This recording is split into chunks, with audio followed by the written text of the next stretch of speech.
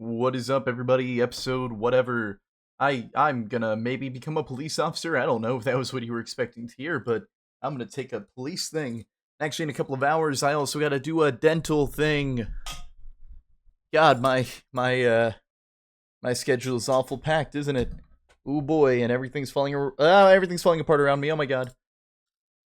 Um, Yeah, no. Yeah, today was a fun day. I got a pocket watch, but anyways, that's not what you're here for. You're here to hug that gator or watch me attempt to hug that gator. I mean, at this point, we've hugged that gator a good couple of times, I think. More importantly, though, I got a pocket watch. You can't see it, but you can hear it. Ooh, doesn't that sound like a pocket watch? Here, watch it open. Listen to it open. Hold on. You couldn't hear that, but it opened. Just imagine how cool I am now that I got a pocket watch. Anyways, yeah, episode 13 of I Wani Hug That Gator? Yeah. After going home that night, Olivia texted me all night and well into the morning. What the fuck happened last time? I forget. I forgot what happened. Oh yeah, last time we did a thing.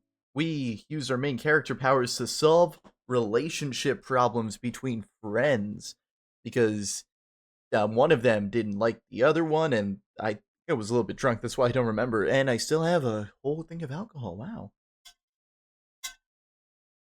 I should stop drinking it in the thing because it's a metal cup. Anyways, yeah, they fought, and we're like, hey, stop it. And they were like, okay, fine. Okay, Inko, we'll stop. We'll stop fighting. Anyways, yeah, and apparently Olivia texted me all night and well into the morning. We end up talking about all sorts of things. Mia, our art, various shows, just about everything. This kind of why I like this game. The little things. It just reminds me of when I was in high school. You have those like weird little high school romances where you like stay up all night and all day talking. And, you know, it's nice. Nice to remember. But either way, I've never seen her that excited before. For someone with sore hands, she sure types fast. And for someone that doesn't much like talking at all, she sure types a lot. I certainly can't keep up. And when she didn't want to talk, she'd just send more doodles and sketches. Sleep wasn't really an option on my end either, and Guts' doodle ventures were quite entertaining to read. Since then, we've been texting more every night. Ooh, you sly, romantic dog, you. Not as much since, you know, I do need my sleep. But right now, I'm just waiting for art class to end. Mr. Triggum is apparently one of those substitutes. We got a subby wubby? We got a substitutey? We got a substitutey? Where's my Mr. Triggums? Oh yeah, yeah, I can mention that. I remember. I was like, who the fuck is Mr. Triggum? Apparently that's Mr. Triggum, the substitute that demands complete silence until class is over, but doesn't care beyond that. So even though I'm sitting about 2 feet away from Olivia, we are having to text each other. She's quite the storyteller with these doodles. Like right now, as I try to keep up with the tale of Guts writing a... what's he writing again, dog? Oh god, the voice. He's piloting the main golem from the Gundam fin. A giant robot from one of the shows she's been wanting us to watch together. I mean, we should. I totally want to. Just Olivia and I, sitting side by side on my couch, holding hands. Maybe as we're getting tired, we start leaning against each other. You know, I nuzzle her neck a little bit. Maybe she, you know, like puts her hand on my thigh and squeezes. You know, and I could even offer to keep her warm. That was fucking loud. Jesus fuck. Catching my phone on the precipice of my desk, I see that Olivia had sent an even more detailed version of the previous Guts drawing. We're gonna quickly, whoop, whoop.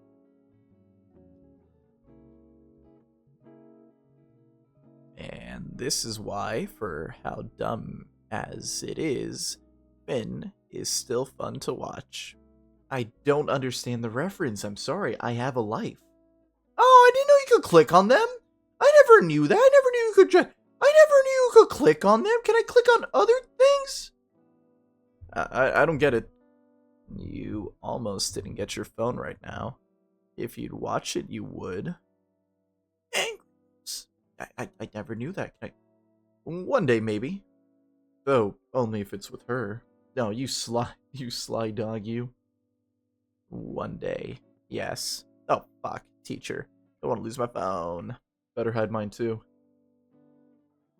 After a couple of minutes without any alerts, I accept that the gator girl really is done for now. With a quick look at the clock on the wall, I figure I can sneak a few more minutes before I absolutely must hide my own phone again. Yadikin's been out for about a week and a half, so we've been stuck with Mr. Triggums. Apparently he doesn't like electives. I swipe back, looking through the pieces she sent me over the last couple of hours. A lot of the references go over my head, but the few that don't earn a hearty chuckle from me. Then there's the more detailed ones, drawings that'd be good enough to actually render. I smile as I save those.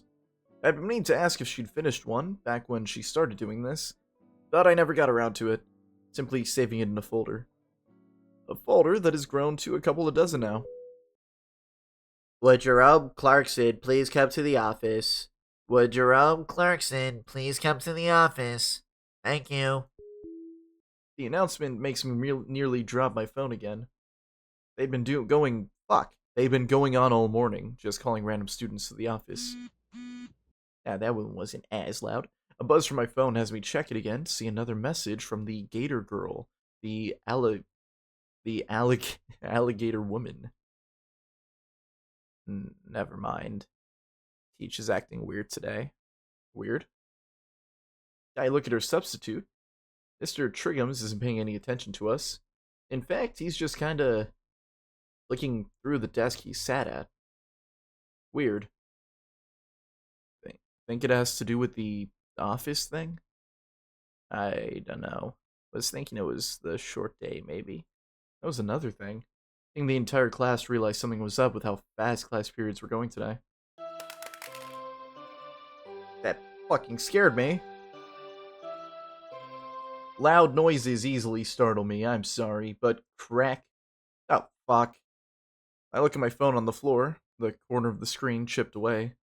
I pick it back up before any of my other classmates can step on it on their way to lunch. Oh, boo, look at that. Boo. Hurry up. Short day means lunch is earlier. Heading to lunch, I realize I'm actually not that hungry. Weird, but I guess it's an internal clock thing. I'm just used to eating at the same time every day. It's snowing outside. It's very loud. It looks like I'm not the only one, as the usual war zone in the cafeteria has expanded to spill into the surrounding hallways. It's loud enough that to even cover up the continued announcements and the voice of a moist raccoon. Urkel? Thank you? Mostly, I heard Urkel. I've gotten pretty good at weaving through the chaos relatively unscathed, but man, these guys have way too much energy. I wonder what they're even fighting about. But as always, the table in the back is left alone. Jesus fuck, thank God. Damien is chattering loudly about his day so far to Olivia, who's occasionally poking Liz across the table with a toy claw hand. I want one. I don't know where to get one, but I want one. Did you just fucking nip her tit? Liz flails her arms around, shoo away the offending poke, but never bothers to crane her neck down from the rafters. Olivia perks up when she sees me, weapon in hand. The fucking pogger's face. Aw, man, yo, it's Inko. Hey, what's going on at the Olive Garden today? Whack his noggin. Kill that man. Go and kill that man for me. I got noggin whack. It's just a joke. A quip. A simple silly goosery. A little bit of a funny. How long did it take you to come up with that one, funny man? It was about 2 in the morning last night when it came to me in a vision. Whack him again. Kill that man. Hey! Best $10 I've ever spent. It looks a little familiar, doesn't it? I feel like it's gonna copyright strike my video. Yep, that's what I thought when I saw it. Just like the real one.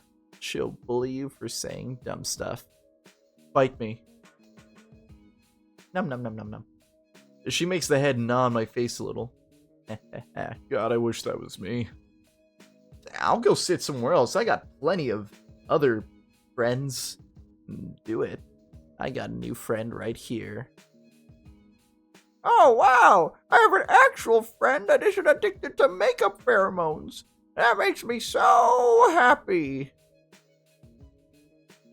What? What is that? Your ventriloquism needs a bit of work. I'm not doing my buddy Keith anymore. I feel like that joke's gone a little bit too far. Like your ventriloquism. I still think he kind of looks like my buddy, the fucking Ellis. I still think it's a wee bit weird. Oh, live a little. Say, you guys aren't eating either? It's too early. I'll just eat when I get home. The lunch ladies don't really try on half days. Don't they normally not try? Difference makes itself known. I was out for like a week. I'm just gonna steal some whatever Olivia makes later. Get your own. I've changed my mind. She has too much power, Inko. Unlimited power, Inko. This is great. Dude, yeah, she's disabled. You can't just take the third appendage. She has an extra limb and you just steal it from her? The fourth limb? Olivia reaches over to gnaw on Damien again and I snatch it out of the air, saving my friend. Ah, no. I aim to hitch it right onto Olivia's snout. You missed a little bit. You missed. Bullseye. It's clamped shut. Evil is defeated, Inko. Just like when I defeated an evil by giving a guy like a bunch of cola. You want some cola from a grocery store and we delivered it, and he blew up a gas tanker, Inko. While I'm giggling like a schoolgirl, Olivia uses a chance to grab the handbag. Fine. No more claw today. She hastily stuffs the plastic toy in her backpack. After some more small talk, Damien's attention wanders towards Liz, who seems to be lost in thought. Hey Liz, what's in your head? Oh, I was just thinking about earlier today. I was talking to Principal Scalar this morning while running some errands for Stuco, and she was really out of it. Out of it? Yeah, like she didn't want to be here today. I tried to pry, but she clammed up. I've never seen her like that before. She must have drank some bad coffee or something. Fuck, I keep doing that. I don't think that makes people sad. I think it makes them, like, die. I can tell from experience. It just really makes you want to have to... Looks like I got a text. What he was gonna say was, shit. Yeah, you can't take away my curse words, buddy. I add the curse words. My name is Moist Rack, not Bitch Rack. I don't care about saying some curse words. Slurs, on the other hand, we gotta be hospitable to each other and people we love. Be respectful when you're cursing someone out. Don't misgender them. Don't use slurs against them. They are a bitch, and you must treat them as a bitch, but as a human bitch. Liz pulls out her phone, craning her head down to get a better look at the screen. It's from Ben. Come, having a student council meeting. Huh. Normally it's a little bit more formal than that. I guess since it's a half day and all. Oh well, duty calls. Sorry for having to leave early, guys. No worries, Liz. We can meet up after school. Sounds good. I'll see you all later then. What would you guys want to do after school? I don't know. We can hang at my place. Too cold to get in the pool, but I'm sure we can think of something. I look over to Olivia, who doesn't seem to have any objections to the idea, but no input of her own. Got any ideas, Liv? We could doodle some stuff. Like charades? Yeah, make it into a game of sorts. That sounds pretty fun, actually. Then I can really wipe the floor with Olivia. Oh, save your breath, Mr. Nito, Mr. fucking stupid pun name incognito. You know my stuff will own you and your chicken scratch. Wanna bet? Ha! That's a sucker's bet. No teeth. Alright then. The loser has to pay for food, a broke ass. Deal. We shake hands, making the wager official. Would Olivia Halford please come to the office? Would Olivia Halford please come to the office? Thank you. The monotone voice of the intercom, combined with the strange atmosphere of the school, is starting to unnerve me. We all look at the gator girl, who rolls her eyes and starts wheeling away from the table and towards the exit. Ooh, I wonder what's going on. After she'd left, everything felt more off. Lunch came to an end, and the school day was pretty close to the same. Just a couple more periods before we can hang out somewhere with all the extra free time. I look at Olivia's desk, still empty 5 minutes into Prockling's class. I mean, yeah, she eats his class the most, but it's really become a habit at this point. Just like how it's become a habit for me to write an extra set of notes for Olivia. I look at the two mostly blank pages in front of me. Is that a duck? No, that's a raptor. Chinese raptor? Japanese raptor? Egyptian raptor? I don't know what that's supposed to be. Like with our other teachers, I noticed something's off with Prockling. She rarely says anything, instead just asking us to read the chapter on the Great War. Like World War One, or was there a separate war? I do just as because we don't call it the Great War anymore. We call it World War One. What is the lore of this goddamn universe? I do just as asked, and 5 pages in, I can say without a shadow of a doubt that it was the stupidest reason for a world war to break out. A bunch of European countries unhappy with being ruled by a bunch of other European empires deciding to revolt and dragging all their allies into the quagmire. Is that in universe lore or something? Because I thought World War One was started by like the assassination of some Archduke Ferdinand or some shit. The fuck was that sound? That was a weird sound. That spooked me. Anyways, I don't know, man. I don't know if I want to hug that gator lore or some shit. I'm really just struggling to make sense of the information, made worse with how outdated the textbooks are. Seriously, they're written so badly it ought to be a crime. It oozes pro-Gilded Age corporatism, the kind that genuinely believed anything bigger than a gathering of 10 people was a form of unionism. With a sigh, I busy myself with taking notes for myself and Olivia. As I do, my eyes continue to wander the classroom. Everyone looks just as disinterested in the subject matter. I look over to Prockling, and she herself doesn't seem interested in the subject matter either. In fact, she's just kind of staring off into space.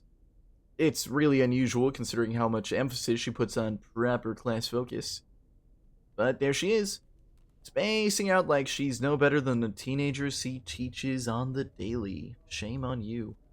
I'm almost tempted to raise my hand and ask her a question to snap her back to reality when the room's speaker comes to life.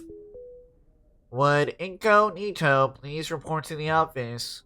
Incognito, please report to the office. Thank you. I look up to Miss Prockling. I got called, but she's still the arbiter of who leaves her class and when. I don't think... No, she really wouldn't be. I've been... No. But she doesn't meet my eyes at all. If anything, it looks like she's actively trying to avoid eye contact. Ooh, am I in trouble? I pack my thing... Ooh, maybe it's your thingy. I pack my things... There's the fucking sound again. Okay. What the fuck? What is that? I shuffle out of the classroom all the while the stares and murmurs from the other students grow even more intense. Ooh, you're in trouble. Ooh. My mind immediately begins to wander. Why am I being summoned to the office? They're calling up a lot of people. Maybe it's related to 2 weeks ago with the whole, xenomorph attack thing. The only thing keeping me company on my march to the principal's office is the sound of rubber soles on tile. They must spend a fortune on polishing these floors. It's not long before I notice another pair of footsteps coming from somewhere ahead of me. I squint my eyes, quickly recognizing the figure that approaches. It's Ben. I don't like you, Ben. I guess the student council wrapped up their meeting, though there's no sign of Liz anywhere. As the parasaur makes his way closer, I notice he has a complicated expression on his face. A bitch expression, if you will, because I don't like him. He's a bitch. Hey, Ben, what's going on? He flinches as I call his name, and looks around like a lost child before he spots me. We make eye contact for a few seconds, but he doesn't say anything. Everything alright, dude? Like, bitch. Oh, okay, well, fuck you too. I've been proven right in my dislike towards you. Suddenly he turns away and continues down the hall. That sinking feeling takes hold of my chest. I almost try to speak up and stop him, but I'm about to do the thing again. Yeah, keep on doing that, but can't think of anything to say. I guess I better get going. Ooh, we're in trouble. We're in real little kitty cat. Is that Google Maps? After another minute of walking, I reach the door of the principal's office and find it wide open. Come in. I step into the office and close the door behind me, following the source of the deep voice. I realize now that I've never seen the interior of the office before. Lucky, I'm used to being sent to the principal's office. It's fairly standard for an office, a long wooden desk, a filing cabinet, a couple of potted plants, and a couple of shelves for storing all sorts of stuff. On closer inspection, I notice things look a little bit more disheveled than I expected. The little manila folders are strewn across the desk. One of the filing drawers hangs open. The potted plants are either overwatered or wilting. Is this really Scalar's office? Mr. Nito. My attention is suddenly, he looks angry, pulled away towards the hulking figure sitting behind the desk. I imagine what that office chair is going through right now. You still defy logic and reason, sir. Sir, is everything alright? Have a seat, please. He motions to a small plastic chair on the side of my desk. How have you been, Inko? Ooh, the serious music. I oblige his request, taking a seat and trying to suppress my anxiety. I think I'm doing well. He nods to himself, holding his eyes closed. That's good to hear. The whale looks down at an open folder on his desk, taking a moment to look at some kind of document. I have news for you regarding your instructor for art and photography. You mean Mr. Yadikin? Yes, Mr. Yadikin. A fine teacher. If student surveys are anything to go by, he also spoke quite highly of you. You have a strong relationship with him. Yeah, I think so. Did? Ooh, aww. Oh. Did something happen? My heart drops as Ferris's brow lowers ever so slightly. Suddenly his tone completely shifts into one more clinical. Over the last 2 years, Mr. Yadikin has been suffering from a rare form of chondrosarcoma. Fuck, it's supposed to be a serious moment. Chondrosarcoma that originated in his vertebrae. His tone is heavy. I don't quite know what ailment he just named, like he should spit on the doctor who's responsible for discovering it. But the practiced movements and worn-out features are undeniable. He's by no means a fragile man, but the tiredness he tries to hide is barely concealed. Every student he's broken the news to has taken something more from him. Fencing himself slightly to be as tactful as he can, the attempted reverence is lost as he recited scripted lines just a few times too many. He can't muster more than his flat citation.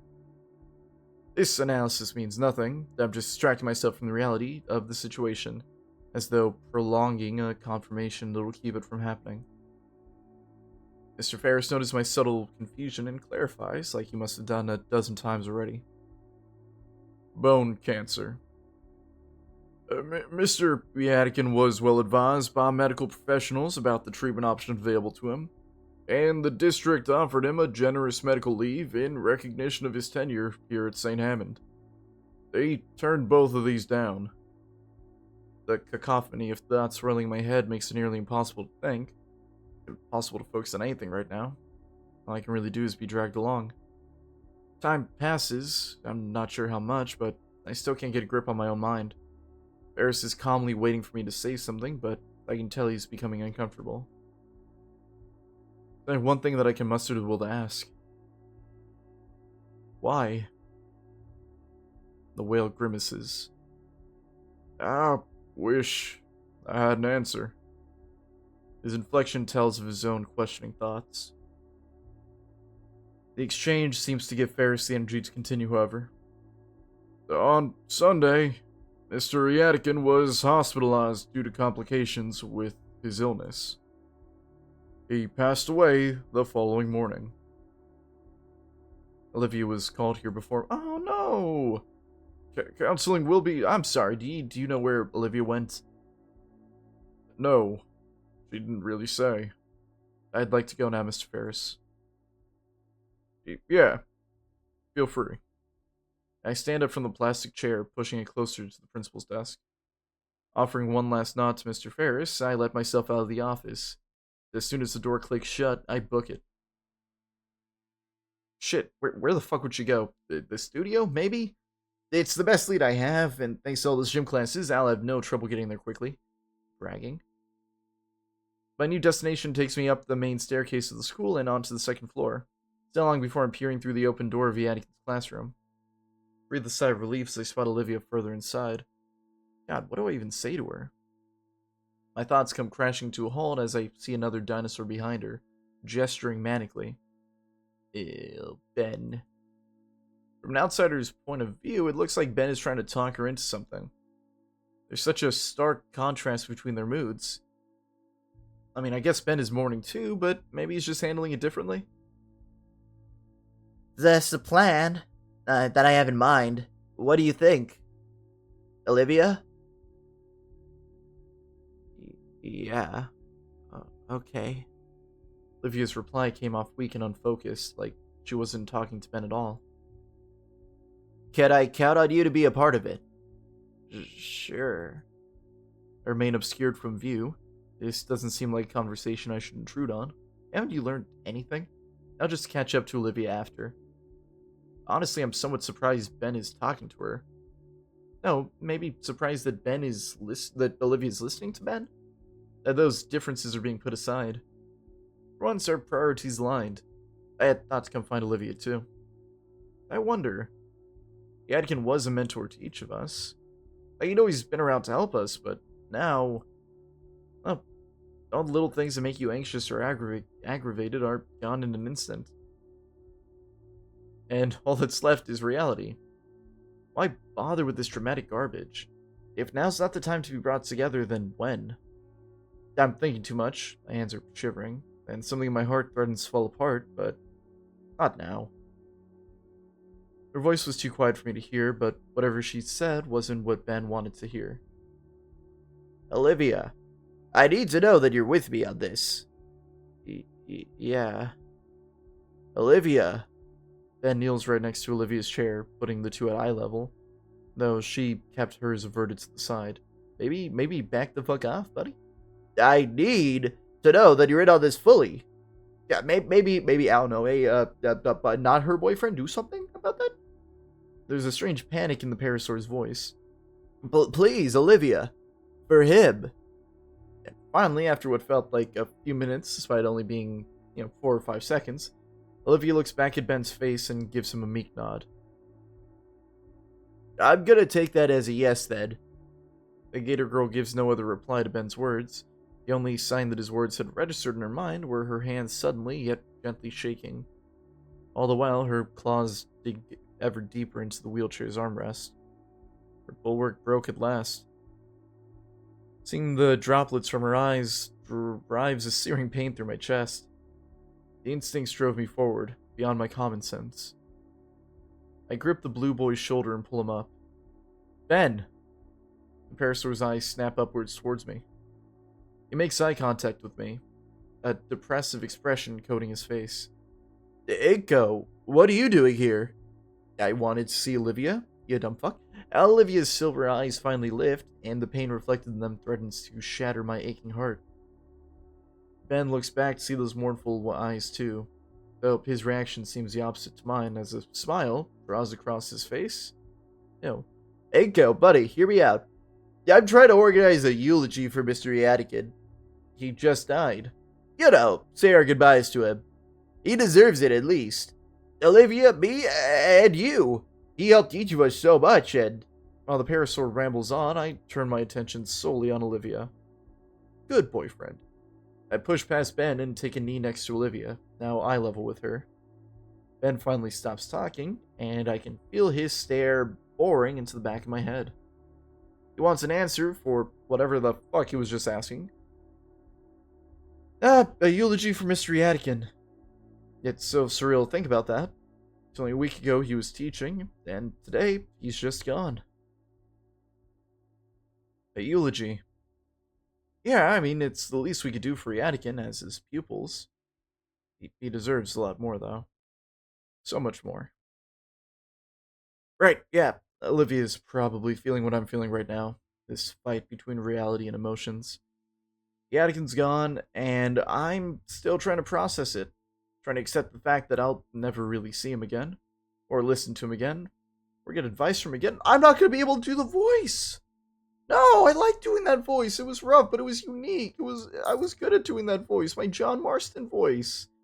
I'm gonna never get to impress him or show him how much I've improved because of his lessons. This is sad to me now. I don't think I'm ready to accept that he's gone. Me neither, Inko. There's got to be a trick. I got to get more voice, more John Marston voice out of this, right? He can't be gone. Fuck. Ben clears his throat. What kind of world do we live in where I have to do Ben's voice and not Yadikin's? Snapping me from my stupor and back to our current reality. Yeah, I'm sorry to be pushy, but I need to know if you and Olivia are in or not. Ben turns to Olivia as he says those words. Says, Olivia, meanwhile, continues to stare absent-mindedly at the wall, almost as if Ben's words were not emanating from right next to her, but a few dozen miles away instead. Ben, I don't think... I suddenly feel a cool, scaled hand fall on top of my own. I turn to look into Olivia's pain-stricken eyes. They gaze deeply into mine, pleading, begging to make the pain vanish.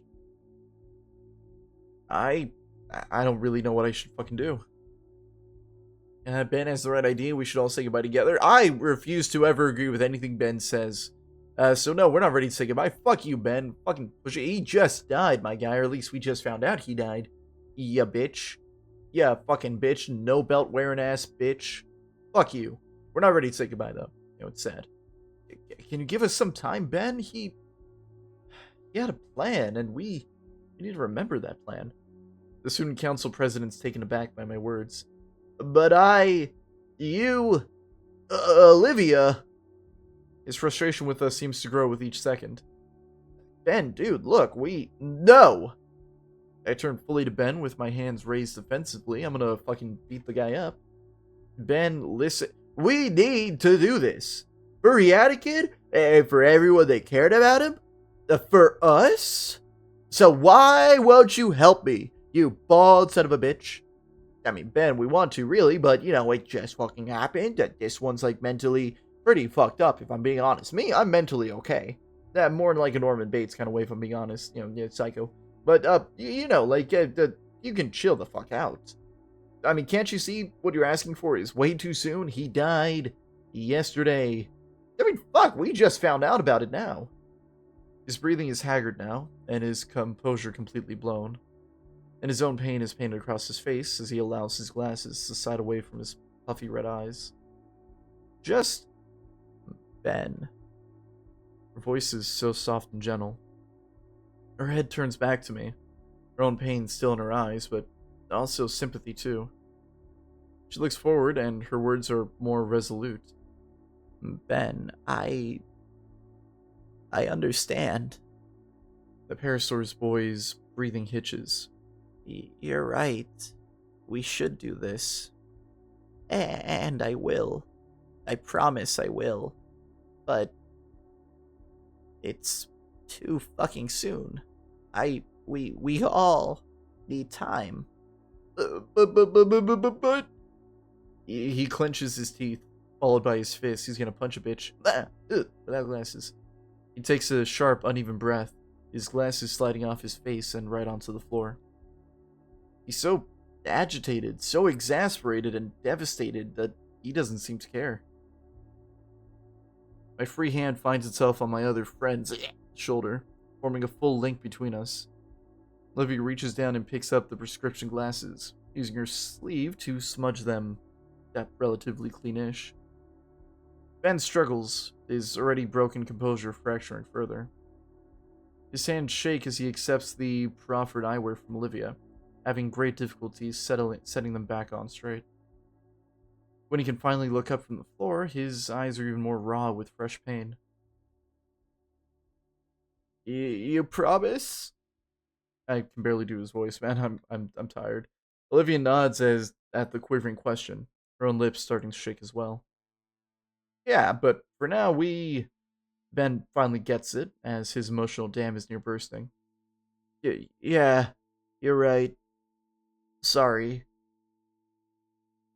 Ben pats me on the shoulder, and with a final solemn look at Olivia, and nods towards me. He walks out the classroom and leaves Olivia and I alone. As his footsteps fade away, I hear Olivia take a sharp and shuddery breath before turning to look at me. Her eyes are glossy and puffy on the edges.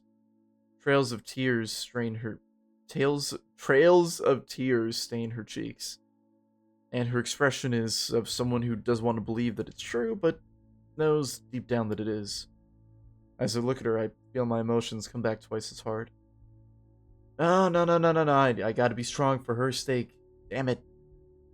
Olivia, I try to find the proper words to say something to her. Anything that could give her any sense of comfort to ease her pain. But I feel my throat begin to tighten, like someone's hand is around my neck. I don't even notice that I'm crying until my vision becomes blurred with tears. Without thinking, I wrap my arms around the baryonyx and pull her into a hug. We got to hug the gator again. Olivia seems shocked at first, frozen by my sudden reaction. But then I feel a pair of arms wrap around me, and hands clutching my jacket. Olivia begins to softly sob into my shoulder. I feel my own resolve break down as I hear the increasing pain in her cries. When we're like this, I can't even pretend to be the stronger one anymore.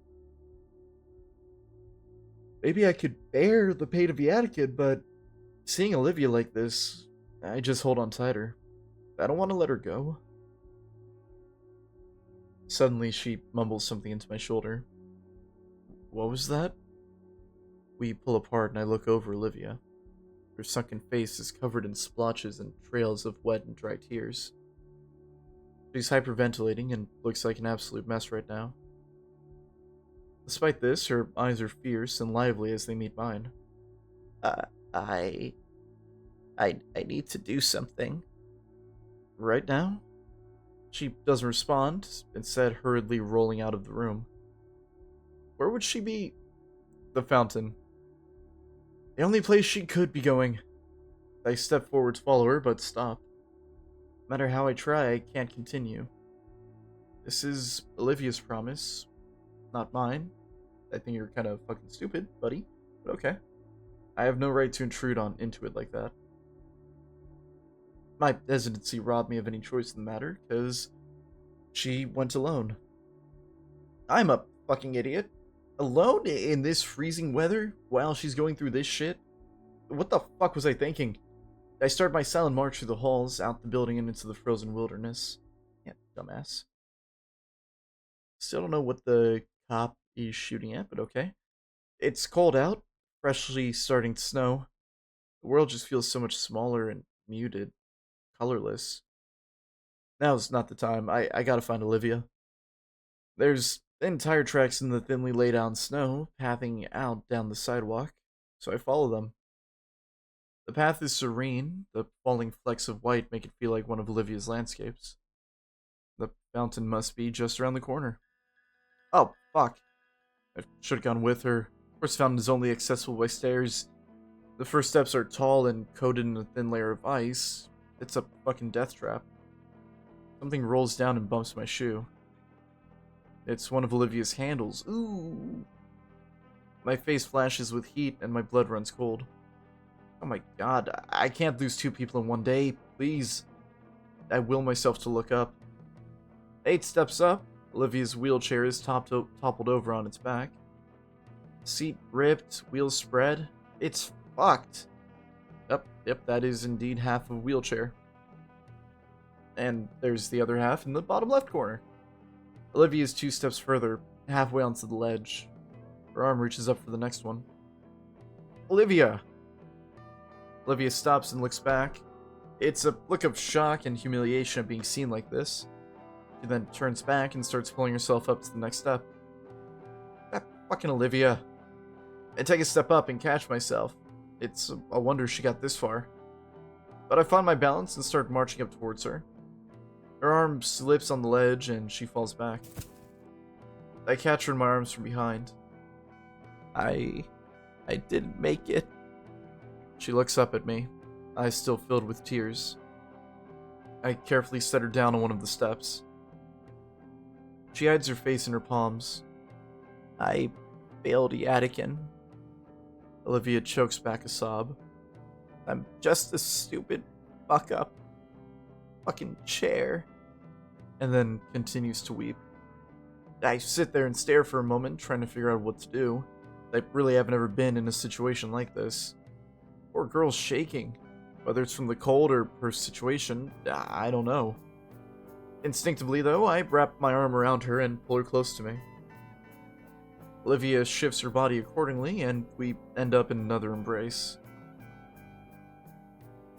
Her sobbing calms down to just occasional hiccups, and her body is no longer sapping the heat from me either. Sorry, Inko. Sorry for what, dude? Everything. Being an asshole. Being a failure. Making you waste your time on me. I'm just awful.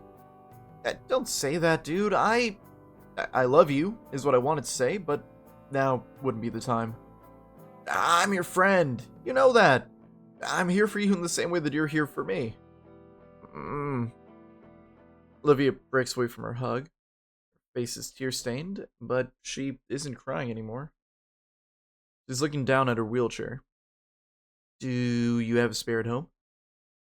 No. It's like something you should have a spare of. I stand up and look up at the stairs, towards the fountain, and then back to Olivia. I can call Liz if you want. She can come pick us up after we're done, and we can worry about your chair then. You're not a failure, Olivia. We're getting you up to that fountain. I reach my hand down towards her. Aw, look at them. Aw, look at them.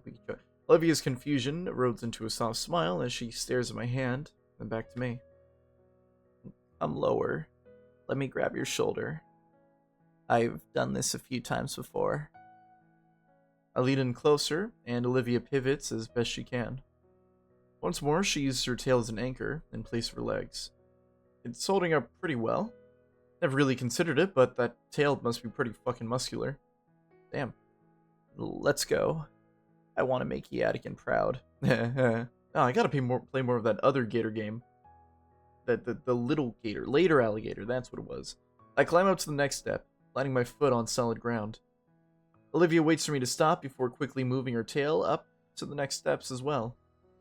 It's sort of like we're each one leg. Simple enough. It only now occurs to me how close we are right now. And by close, I mean I'm practically cradling Olivia against my side. Up another step. Then eventually, we make it to the top. I manage to shuffle to the fountain. You can just put me down right here. Alright. I gently lower Olivia down and place her on the lip of the fountain. Enough space for her to sit along the edge, with one leg resting on top and the other hanging off. She looks into the still water in contemplation. My eyes follow hers, focusing in on the coins that have settled to the bottom of the fountain, though it's hard to see through the opaque ice. I've stuffed my hands into my pocket for warmth, feeling the skin of my knuckles start to split already. My fingers trace over the quarters I'd usually use on our lunchtime drinks. Achoo! The powerful sneeze draws me away from the meandering thoughts to see the gator girl quiver on her cold stone seat.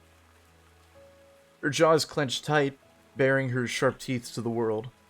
Her nostrils flare with each of her breaths, the hot air creating a puff of visible mist. And her eyes are filled to the brim with a fiery rage and salty tears. I want to break the silence between us. Ask for her thoughts. She's deep within them, though. Raging against her own mind. Finally having the moment to process just everything that's happened. In the end, it's Olivia that breaks the silence, with a single quiet, disdain-filled curse. Damn it. Her eyes shut, keeping her tears from falling. Damn it. A hiss seeps through her lips. I made it. I finally made it, but... The thought goes unfinished, and she lets her shoulders down and turns her gaze away from the spouting water. listlessly gazing toward the obscured afternoon sun that's just managed to peek through the clouds and snow-covered trees. Maybe she's imagining where he is now. But what now?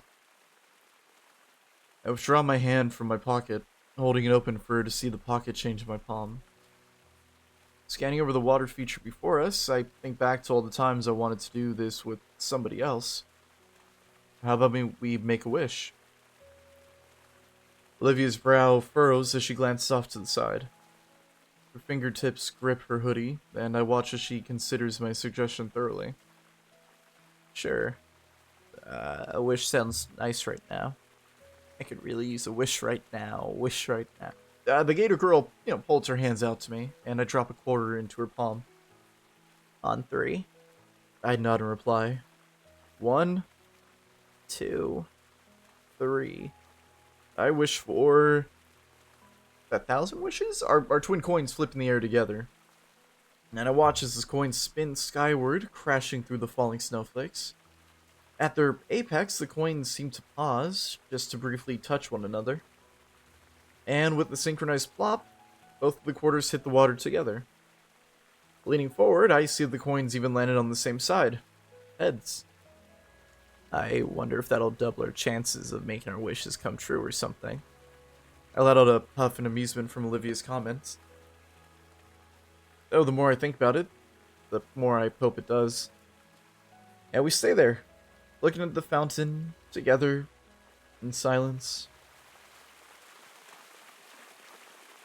For a moment, it feels as though time has stopped around us.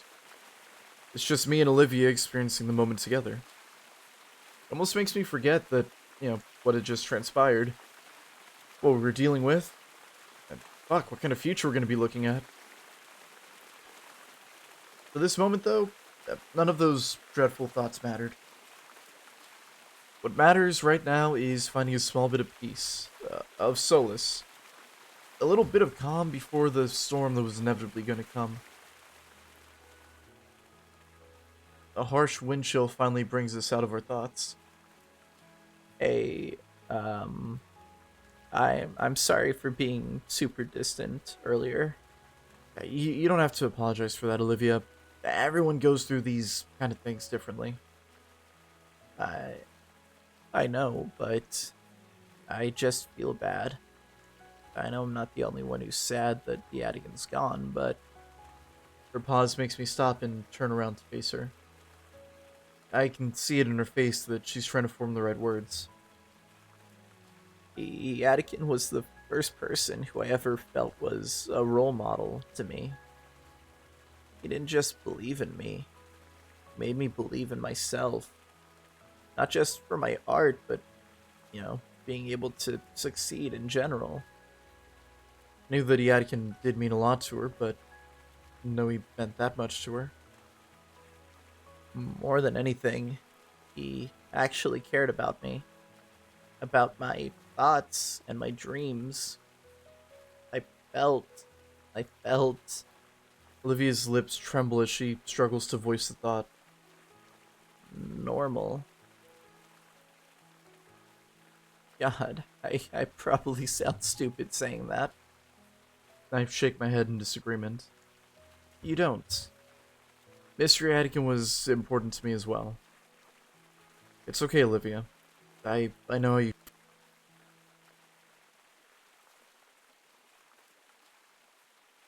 Urged me to follow my dreams. Like you. I wish I'd met him sooner. There was a moment of silence between us, the air filled with a mix of sympathetic emotions. The shared sadness for the passing of someone who made an impact in both our lives, but a sense of thankfulness that he graced our lives. I guess we both got our issues, huh? Yeah, I guess so. For me, I'm pretty sure it's schizophrenia. The fresh breeze of icy air sends a shudder down my spine. So, what should we do now? I pat off the growing pile of snow off my shoulders and head. Let's see. I look at my phone. School's ending in about 10 minutes. You want to just, chill out until then? No pun intended. Sure. I look around, noticing a tiny bench for two nestled against the tree. Is that one right over there? On the right? Right over there?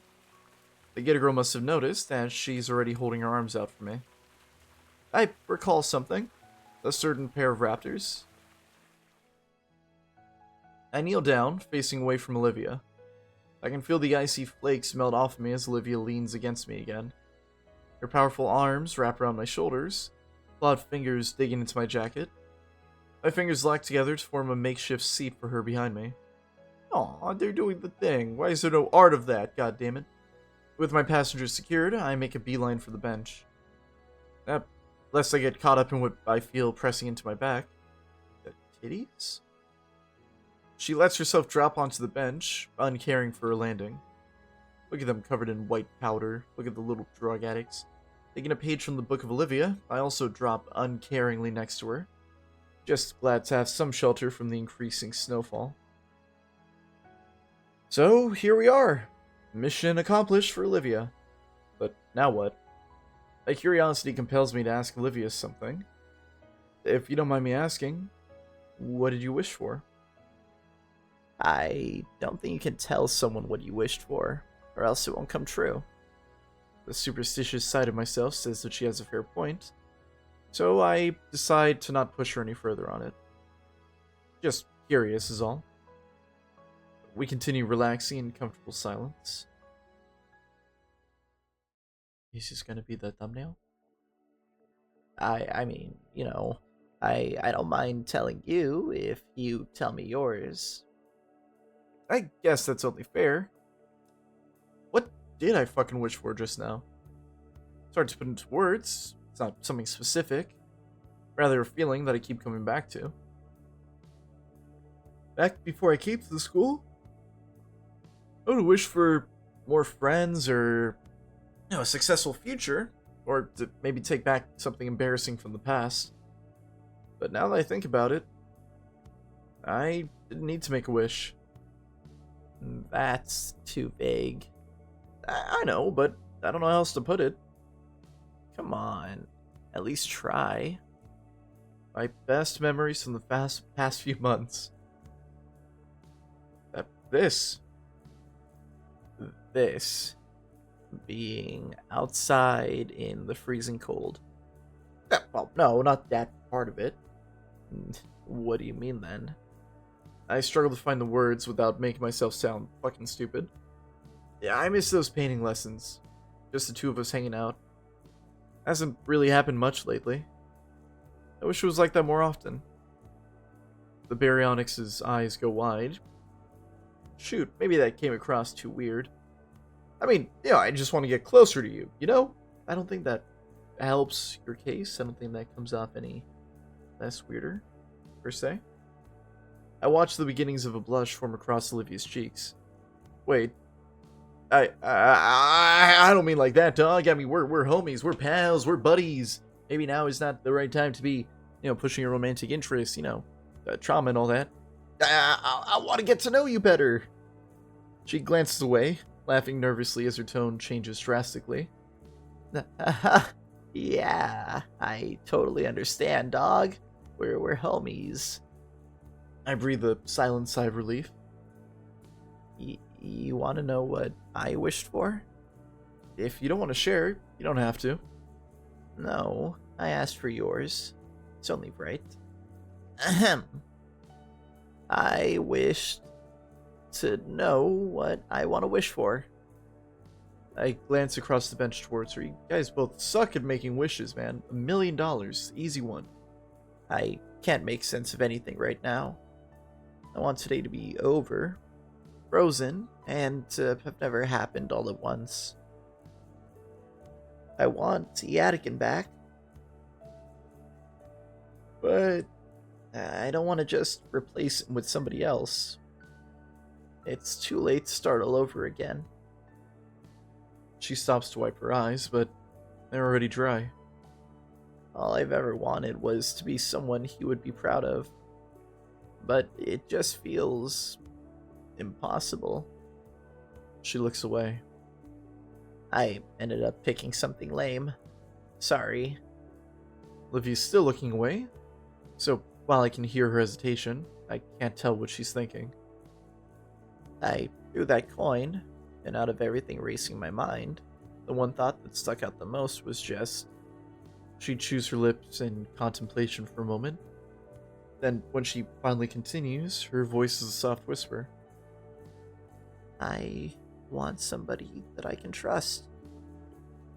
I feel my face heat up from her words and her tone. Even with her head turned, I notice a red flush creeping over Olivia's face too. I instinctively jerk my head the other direction. Fuck, what do I do now? I mean, we're both sitting motionless, neither daring to say another word. If I listen closely, I feel like I can hear her heartbeat from here. She can probably hear mine as well. I don't even notice the cold anymore. Maybe we can just stay like this for, a few weeks. No, don't be fucking stupid. You need to tell her how you feel. I clear my throat, searching for words that just wouldn't come. Just said she wanted somebody to trust. I mean, you can trust me? A quizzical look crosses Olivia's face. I do.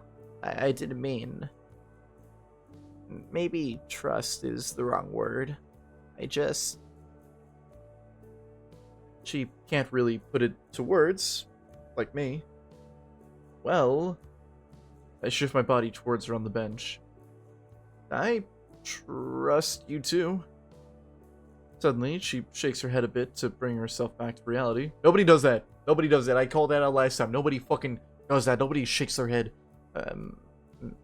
Maybe I can be honest with you then. You're silly, and you're ridiculous. You're a little maybe a little over optimistic, a tad bit goofy, a bit silly. I just realized, you see that, what's that shit kind of like above Inko's right shoulder? Or I guess stage right? Yep, the left side of the screen. A bush? You're thoughtful and adventurous, and you're so willing to just take me with you. You don't treat me any differently for this stupid thing. She lightly hits the armrest of the bench. I guess I just stopped noticing it at some point. Oh, yeah, I mean, obviously, you're like... So many words dance off the tip of my tongue. Like... My mouth and brain are at a standstill. One wanting to just blurt out whatever while the other keeps it all in and disseminates it in a thoughtful manner. What ends up coming out is... Blargle. A furious snort rips from the Gator Girl's nose, followed by peals of laughter. Out of embarrassed shame, I cover my face with my hands. What was that? I curse my nerves. They try to protest her continued guttural guffaws. I don't know either of those words. Okay, come on, Olivia. I'm really fucking trying here. Blargle is the best that I can do. The snowflakes that managed to still land on me melt away from the extreme heat radiating off of my whole head. Olivia acquiesces, though, drawing back into a very smug grin. Okay, take two, Inko. My head's temperature finally drops from core of the sun to, a more manageable volcano. Thanks, jerk. Seeing that small quirk of her own lips, I can't stop a smile from growing on my face. I guess, is this gonna be the last time we do the voice? Is this gonna be the last time we do the voice? No, it can't be. Maybe we'll have more of these moments, but... Be honest with her, Inko! Be honest with her! Be honest with yourself! I'm here with Arthur, Inko, don't you worry, I'm up here. Honest. God, that made me actually kind of sad. Fuck. At the very start, I thought you were just out of it, maybe a bit of a bitch. What? You almost ran me over in the hallway. You almost fucking murdered me. Oh. She frowns and looks away. Sorry. And then you tried to get my seat moved. You tried, throwing me in prison. I noticed, like a red fucking dot just like pointed on my forehead every now and then. A little bit of an assassination attempt. Sorry. Again. And the claw thing today. I'm not sorry about that. I am fucking invincible with that thing. I'll rule the world. Yeah, I figured you wouldn't be. And it used to be so hard to talk to.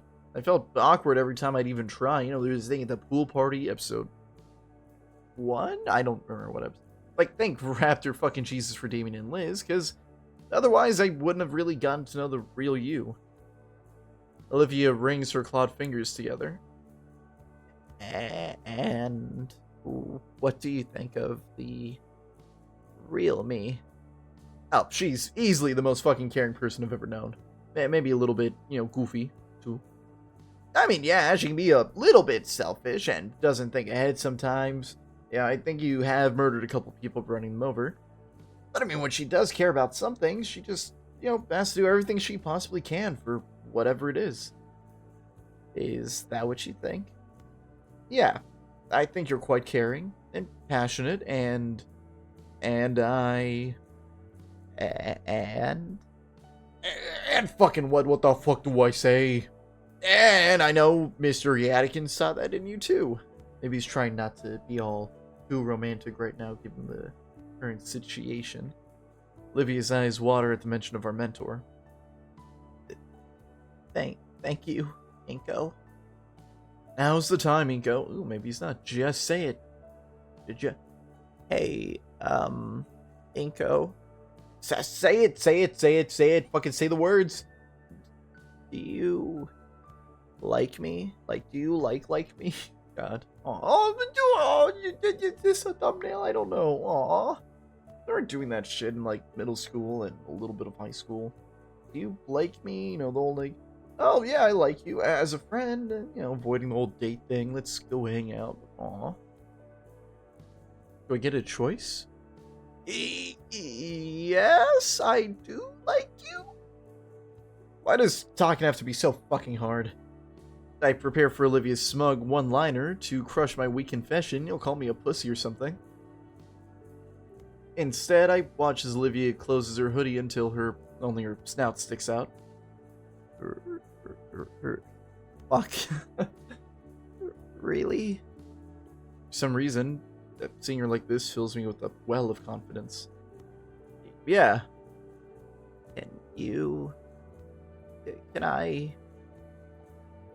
Can I hear you say it? I like you, Olivia. I don't get how. Her hood peels away just enough so I can see her shimmering silver eyes. Why would you like someone like me? Well, I just said I like you too. Oh,